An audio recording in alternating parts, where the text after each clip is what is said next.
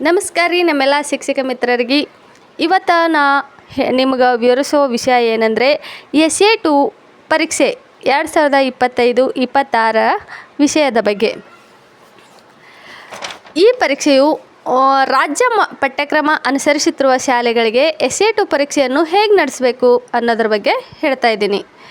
ಈ ಪರೀಕ್ಷೆಯನ್ನು 6, 7, 8 ಮತ್ತು 9ನೇ ತರಗತಿಗಳಿಗೆ KSQAAC ವತಿಯಿಂದ ಪರೀಕ್ಷೆ ನಡೆಸುತ್ತಿದೆ.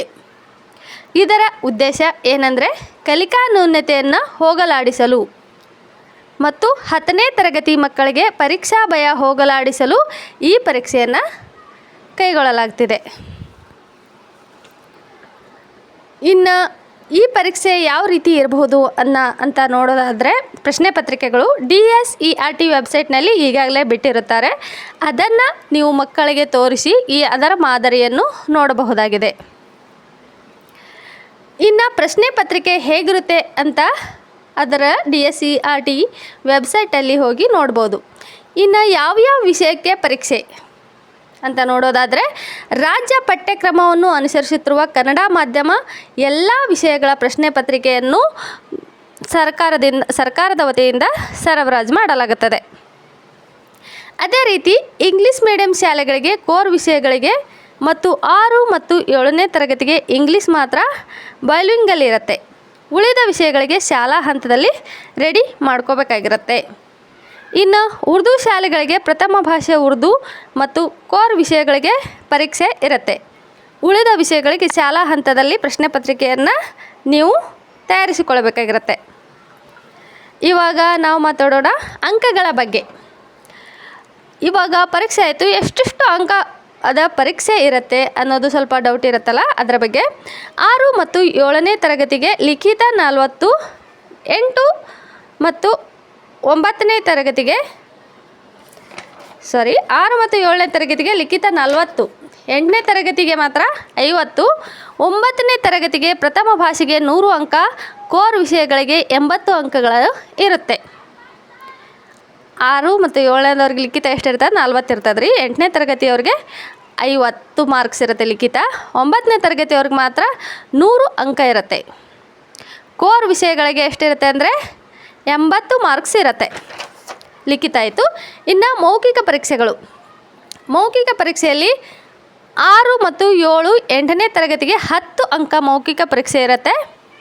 9ನೇ ತರಗತಿಗೆ ಪ್ರಥಮ ಭಾಷೆ 25, ಉಳಿದ ವಿಷಯಕ್ಕೆ 20 ಅಂಕ ತೆಗೆದುಕೋಬೇಕು ಮೌಖಿಕ ಪರೀಕ್ಷೆಯನ್ನು.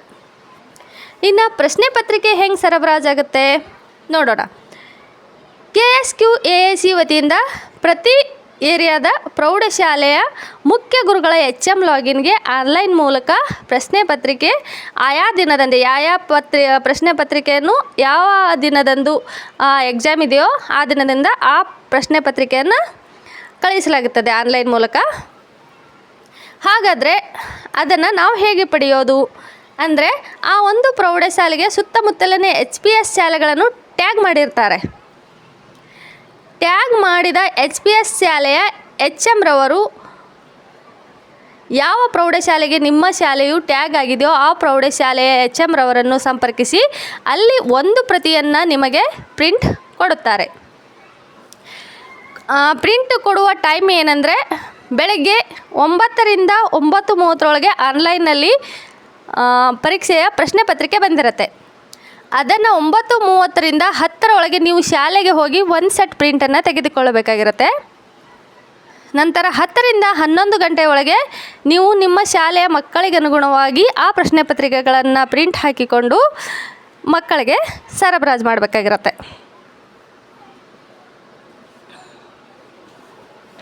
ಇನ್ನು ಈ ಪ್ರಶ್ನೆ ಪತ್ರಿಕೆಗಳ ಖರ್ಚು ವೆಚ್ಚಗಳು ಹೇಗೆ ಅಂದರೆ SSK ಲಾಗಿನ್ ಮೂಲಕ ಗೌರ್ಮೆಂಟ್ದವರು ಪೇ ಮಾಡ್ತಾರೆ ನಿಮಗೆ. ಗೋಟ್ ಕಡೆಯಿಂದ ಪೇ ಆಗುತ್ತೆ. 6 ಮತ್ತು 7ನೇ ತರಗತಿಗೆ ತಲಾ 20 ರೂಪಾಯಿ. 8 ಮತ್ತು 9ನೇ ತರಗತಿಗೆ 30 ರು. ಹೀಗೆ ನಿಮಗೆ ಗೋಟ್ ಕಡೆಯಿಂದ ಪೇ ಆಗುತ್ತೆ. ಈ ಪರೀಕ್ಷೆಯ ಮೇಲ್ವಿಚಾರಣೆಯನ್ನು BUO ರವರು ಮತ್ತು BRP ರವರು ECO ರವರಿಗೆ ವಹಿಸಿರುತ್ತಾರೆ. ಅವರ ಮಾರ್ಗದರ್ಶನದಂತೆ ಪರೀಕ್ಷೆ ನಡೆಯುತ್ತವೆ. ಈ ಎಲ್ಲ ಮಾಹಿತಿ ನಿಮಗೆ ಇಷ್ಟವಾಗಿದ್ದರೆ ದಯವಿಟ್ಟು ಚಾನಲ್ ಸಬ್ಸ್ಕ್ರೈಬ್ ಮಾಡಿ. ನಮಸ್ಕಾರ.